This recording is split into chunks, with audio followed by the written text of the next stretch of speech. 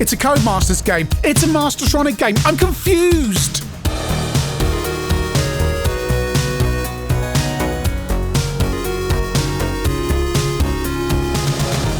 Light guns. There was a bit of a fad for them in the late 80s. Cheetah released one in conjunction with Codemasters in 1988, and then Amstrad went all out with the Amstrad Magnum light phaser that they got together with Virgin Mastertronic with, and put out with the Spectrum and Amstrad, and of course the James Bond bundle on the Spectrum, which also came with a Magnum light phaser.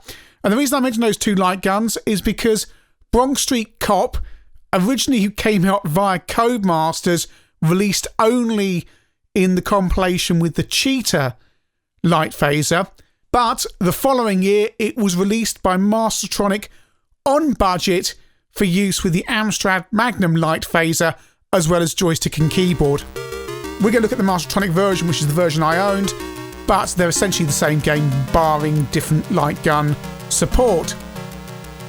Oh, did I mention I didn't actually have a light gun? Yes, Bronx Street Cop, the Mastertronic version, actually has the light phaser, the Magnum light phaser version on one side of the cassette, and the keyboard and joystick version on the other. One of the last games released at $1.99. We start off on the Spectrum here, so you start off with a training school target practice. You have to score 1,000 to qualify.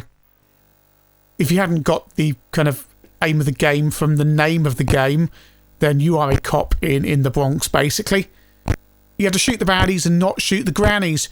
You get more points for the baddies that are farther away. So the tip for this level is try and lurk on that top window, because if you just try and get the ones closer to you, you won't get enough points to complete the level in the allotted time with the allotted ammo. And on the keyboard and joystick version, you just get a big square basically to aim with, and you steer the joystick around. The Magnum light phaser, if you ever have one for the Amstrad CPC, connects to the expansion port, which kind of fails things up if you've got a 464 and a disc drive, because it doesn't have a pass-through. So I'm nearly there, 1030, I've done it, but you still have to continue because of high scores and stuff. So you only get 10 points for the baddies closest to you, whereas you get 50 points for the ones furthest away. So if you keep in mind you're shooting just those ones furthest away, then yeah, you will do it with score to spare. The idea, of course, of releasing these on budget was though there was actually software support for the light phaser. It wasn't enough just to give away a load of games with the light phaser. They wanted you to be able to go to the shops and buy games. That said, there were many. There was another Mastertronic budget game, Billy the Kid. And as we move over to the Amstrad version, the nice new Mastertronic logo there on the menu screen, just say for joystick or keyboard.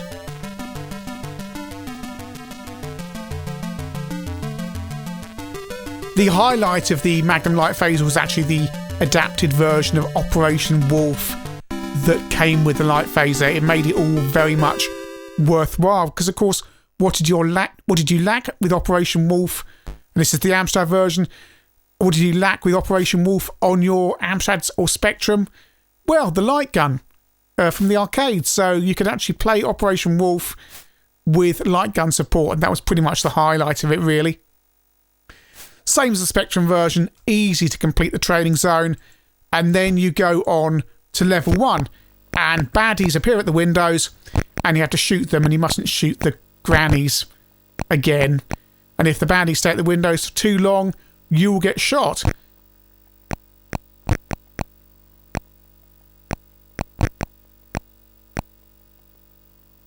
Don't let the baddies hang around for too long, and you get them at the window as well. Same, they all look the same. They've got balaclavas on. Why they keep on popping their heads up at the windows like that, I don't know, but there you go. No problems at all aiming. Oh, I have been hit there. One baddie stayed up for too long. No problems at all aiming with the joystick. A keyboard's a little bit more fiddly, but not too much. Obviously, it's going to be better with the light phaser. Mission accomplished. Subway defense.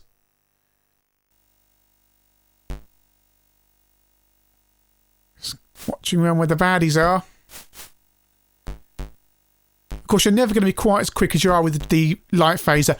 I've never used a Magnum light phaser. I did have the Cheetah version for the C64, and I always found them rather, well, inaccurate. Not very good.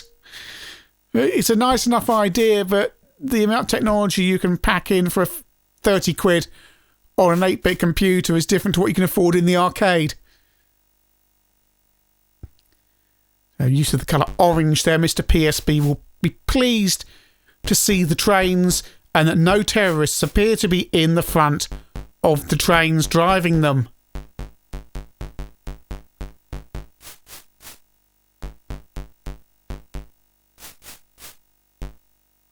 Really, as long as you hit in those you've got kind of 4 blocks in a window, even if the baddie's about to duck out of view, you will hit them. So again, you don't need to be too accurate. That helps you on the joystick, and no doubt helps you on the light phaser as well. It's got to keep picking them off.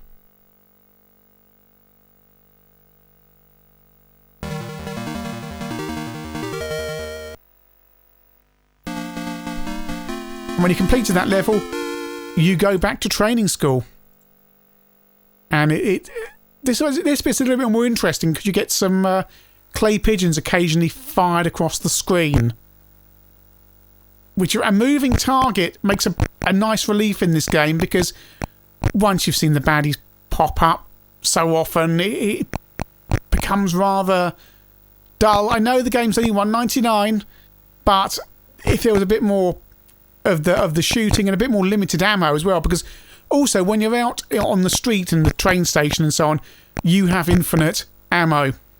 And one I found back in the day is after a few goes, you can get through the game and that's it completed, because this is the last level.